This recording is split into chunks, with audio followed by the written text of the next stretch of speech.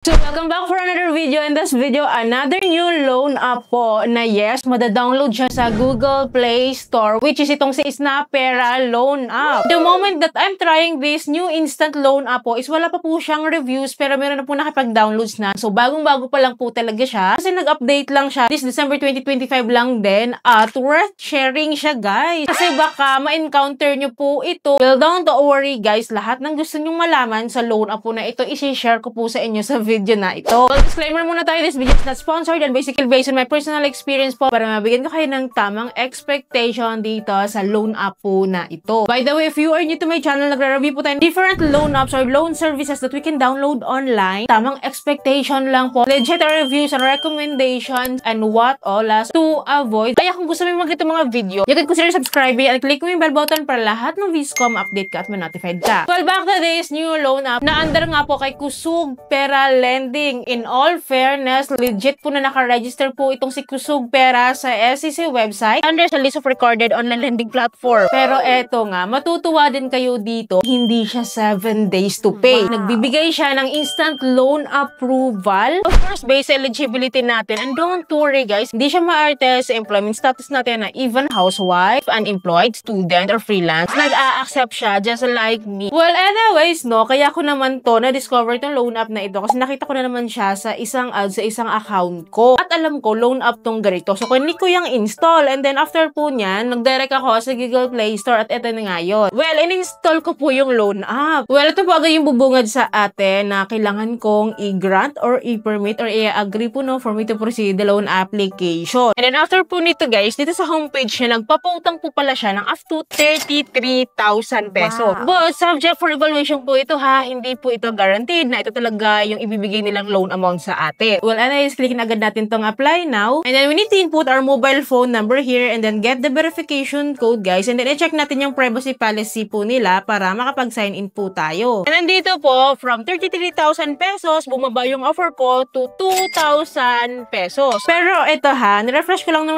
refresh tong homepage po na ito at nagbago yung loan amount ko. Naging 6,000 pesos siya. Bongga! Well, kinlik ko po itong apply now and it seems like may account na ako dito. And guess what? Kung bakit may account na ako dito right away. Kasi nakalagay dito, completed na yung personal info, employment info, bank info, and contact info. Kompleto na po siya lahat kasi completed na nakalagay. Well guys, if you know, na-try ko na po kasi si Kusug Pera loan app mismo. Magkaiba kasi sila ng loan app. Meron talaga silang loan app na solo at downloadable yan sa V App Store. Which is under din siya kay Kusug Pera Lending. Get you ba? And itong si Snapera is kapatid doon ni Kusug Pera nga. Kaya na-detect niya yung account ko doon. Kasi the last time na in-offeran po ako ni Kusug Pera, 6,000 pesos po yung offer niya sa akin. Kaya kung napansin nyo kanina, nagbago yung offer ko, di ba? Pero don't worry, sa mga gusto mag-apply, makikita nyo pa rin naman yung application process natin. Like sa personal information, so ito lang naman yung details niya, no? Basic information lang naman about us. And then after nyan is the employment information na po. It talks about our income details and company details nga. And sa job type, guys, ito nga yung sinasabi ko sa inyo na nag-a-accept sila ng mga ganitong uri ng mga trabaho like unemployed, housewife, self-employed, and etc. And then sa bank information naman po, either e-wallet or bank account po or cash pick-up. Pwede po yung mode of disbursement po natin. But for me guys, I choose e-wallet here. And then lastly po is the contact information naman po. Nanghihingi po sila ng 4 contact reference po dito na magdadirect po siya sa ating phone book list. So yun lang siya, no? And then dito sa taas, makikita nyo dyan, may ID card, verify account with valid ID together with the selfie verification. Well, don't worry naman, dito sa mga IDs, kahit PhilHealth ID, National ID, at ibang government ID, of course, nag-a-accept po sila niyan. PhilHealth ID is the very weakest for me ha, na ID, pero nag-a-accept sila dyan at na-approbahan ako noon at nakapag-withdraw talaga ako noon. Well, anyways, yun lang naman yung kailangan natin i-provide sa loan process po dito. Well, click lang natin tong continue sa baba and then dito na nga po tayo magde-decide kung gusto po nating mag-loan dito. And so, offer niya po sa akin dito is 45 days to pay. Diba, Shala? Wow. I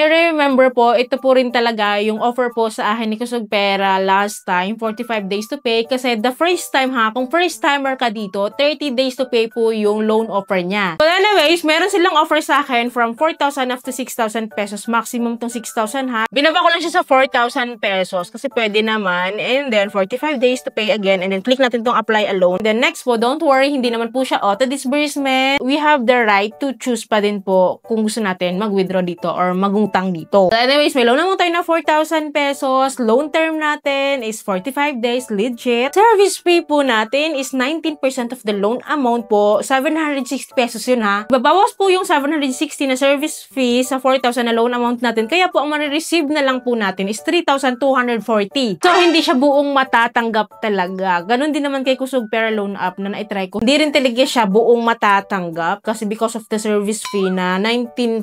Mataas, diba? One-time service fee din po ito pero mataas din talaga siya. But anyways, in terms naman po sa installments or sa loan repayment po, meron siyang 3 installment terms po dito na legit po na sinasabi ko nga na 45 days to pay. Nanahati siya sa 3 installment. Every 15 days po yung payment natin dito. Kaya nga, di ba, hindi siya pa 7 days to pay lang. At least, di ba, hindi siya 7 days to pay. And kinumpit ko yung interest rates niya ha, based dito sa kanyang breakdown sa installment terms ko po. Lumalabas po sa 45 days to pay, 21.65% lang po. O, di ba, nilalang ko lang. Kasi 45 days to pay ito. Unlike sa mga last dyan na 7 days to pay na almost 50% yung interest rate. Diba? Mas okay naman talaga siya compared sa iba. Kaya lang kasi guys, ang nagpapakons lang talaga sa kanya is yung service fee na mataas talaga. 19% no of the loan amount. Mataas tong 760 na kinakaltas nila. Buti sana kung buo siyang matatanggap ano. Pero hindi kasi siya buong matatanggap. Swear. Kasi nakapag-loan na nga ako dito kay Kusog Pera Loan App. Which is kapatid niya rin naman ito at iisa lang naman sila. Kasi imagine na yung interest rates po na kinumpit ko kanina na 21.65% sa 45 days to pay. Ipa-plus natin tong service fee na 19%